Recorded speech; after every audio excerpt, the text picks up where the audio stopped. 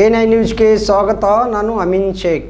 ಚಲಿಸ್ತಾ ಇದ್ದ ಲಾರಿಯ ಚಕ್ರದಲ್ಲಿ ಕಾಣಿಸಿಕೊಂಡ ಬೆಂಕಿ ಇಡೀ ಲಾರಿಗೆ ವ್ಯಾಪಿಸಿರುವ ಘಟನೆ ವಿಜಯಪುರ ಜಿಲ್ಲೆಯ ಇಂಡಿ ತಾಲೂಕಿನ ಹಳಗುಣಕಿ ಗ್ರಾಮದ ಬಳಿ ನಡೆದಿದೆ.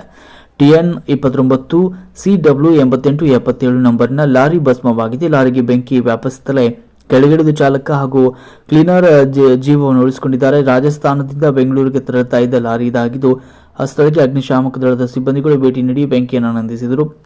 ಹೊರ್ತಿ ಪೊಲೀಸ್ ಠಾಣಾ ವ್ಯಾಪ್ತಿಯಲ್ಲಿ ಘಟನೆ ಸಂಭವಿಸಿದೆ.